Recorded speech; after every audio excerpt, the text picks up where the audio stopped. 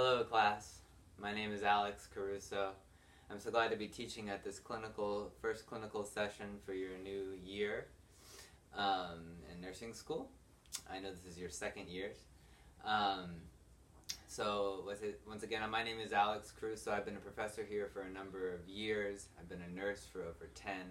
And today I'd like to talk to you about how to greet a patient. And by the end, I'd like you to be able to demonstrate how to greet a patient, to explain the two most important aspects of how to do that well. Okay, so let's get started. But first, let me tell you.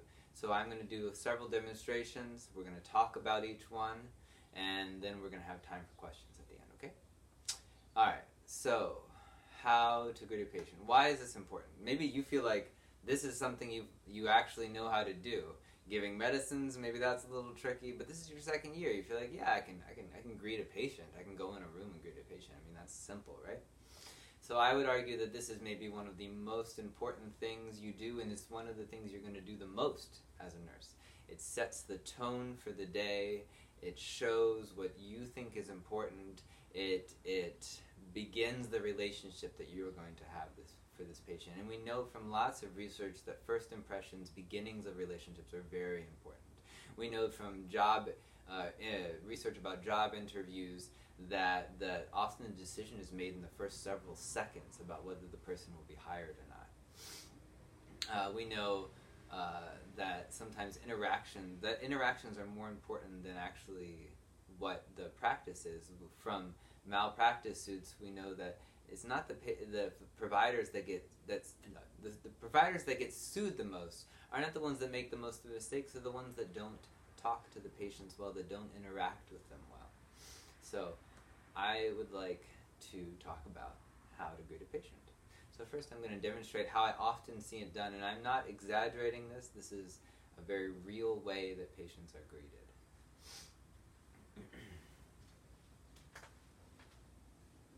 Come straight into the room. Patient's over here, looking at the IVs.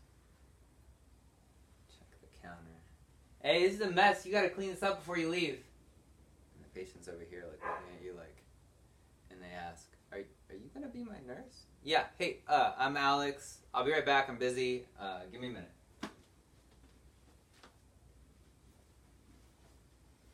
Right? I mean, like, kind of everything is wrong with that, right? But I would submit that the most important thing that is being missed here is that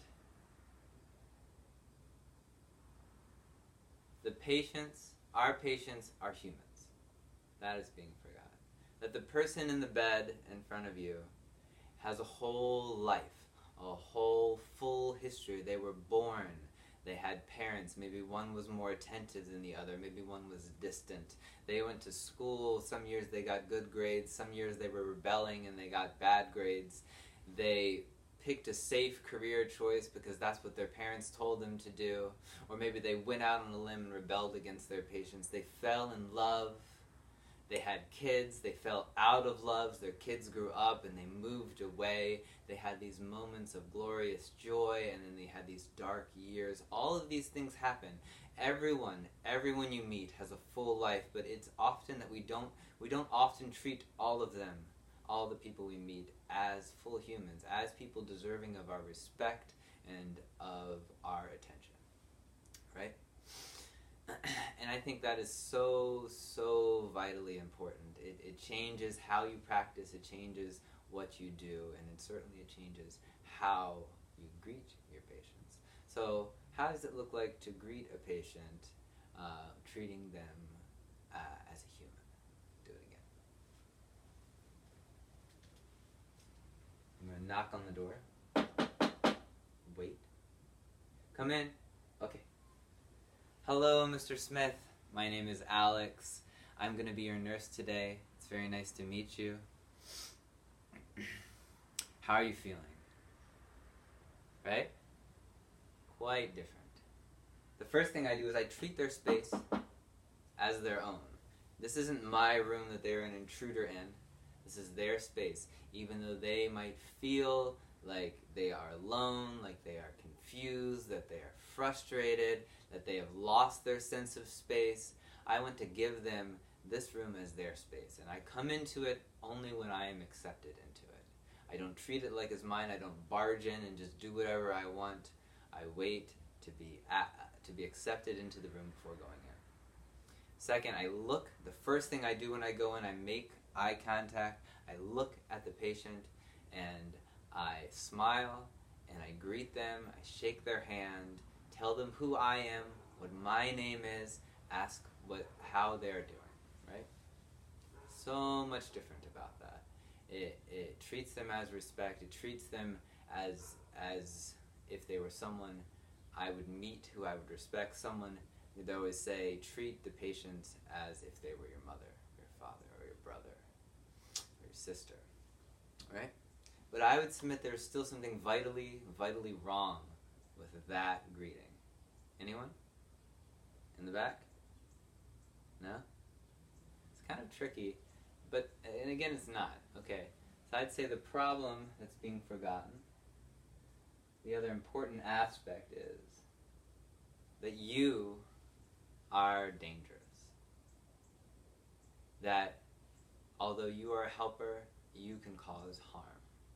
And so let me do a third demonstration, and then we'll talk about it, of what it would look like to treat someone as if they are human, and to remember that I am someone who is dangerous.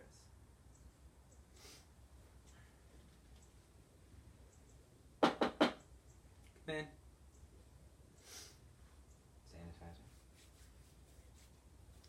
Hello, Mr. Smith. Hi, my name is Alex. I'm going to be your nurse for the next 12 hours. It's nice to meet you. How are you feeling? Oh, sorry to hear that. I want to do something about that, but real quick before I do that, can I just check one thing? You mind if I touch your wristband? Can you tell me your name? Uh-huh. And your birthday? Okay, excellent. Just want to make sure I'm being safe, that I'm in the right room. Let's do something about you being in pain. I'm going to go check the list, see what we can give you, and if not, we'll figure something out, I promise. Scene. Right? So, we are dangerous. The Institute for Healthcare Improvement, they say that medical errors are the third leading cause of death in the United States. I mean, that's just staggering when you take that in. The WHO says that out of 10 patients, here we got 10 blocks here, 10 patients, one of these 10 patients, just 10, is going to be caused harm by their provider, or by the nurse, or by someone in the healthcare team while they are hospitalized. This is in rich countries. So the first couple, maybe they make it out okay, they're lucky. Next couple are fine, but this one we do harm. And then the next couple will make it out lucky, the next one we do harm. If you look down on a row of patients, there's 20 patients in the row, you can guess that maybe 2 of them have been harmed by the people that you know, your friends, the other providers you work with, the other nurses you work with, right? So that's just the reality. So what do we do?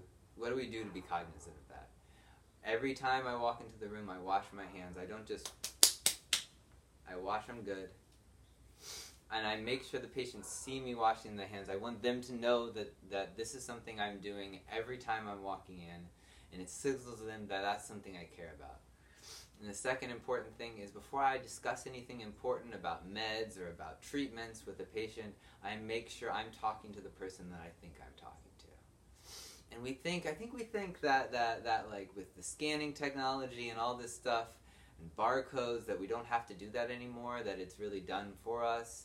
But just a couple of weeks ago, I was with a nurse who gave a patient a medication that they were allergic to. The person had told the intake person that they were allergic to the medicine, but it wasn't put in quite correctly. But it was still up on the medication list. It was on their armband. The provider ordered that medication that they were allergic to, even though it was up there for them to check. The pharmacy accepted the medication, even though it was up there for them to check, but something about the computer system didn't go through. And then the nurse got the medication. They didn't, when they scanned it, they didn't look at the allergies. When they gave it to the patient, they didn't look at the wristband. And they were in a crisis. They couldn't breathe. And they had to have emergent interventions. And that was very scary for all of us, scary for the patient, scary for the nurse, embarrassing for the nurse. All because just those simple checks weren't incorporated into everyone's routine. Yeah, these things are so important. And then the hand washing, this is the silent, this is the deadly one. You know, you go to a patient's room, you change a bandage, they have some sort of drug-resistant bacteria on it. You wash your hands a little bit, or maybe you forget, and you just sort of like dab your hands the next time, and you go into the room and you greet them, and that handshake is giving them the bacteria that's going to kill them in the hospital. And you never know. It could have, you find out they get an infection, they die, like, those things happen. You don't know you were the one that did it. And there's no way for you to know. But we know that if we do what we're supposed to do, if we wash our hands, if we double check, that we make such a difference. So that when we're greeting our patient, we're going into the room, we're always washing our hands, we're always greeting them by their name, and we're checking to make sure it's the right person. We're treating them as a human, we're recognizing that although we are healers, we can be dangerous. And that is how we start a relationship with a patient, which again is so important. So thank you. That's all I have for the presentation part. If you have any questions, I would like to hear them. We have about 5 minutes for questions. So let me know what you think. Any stories you have, any further things that you think should be incorporated, let me know. And we'll talk about it. And then we'll move on to the next part. We'll go and greet our patients for the day. Thank you.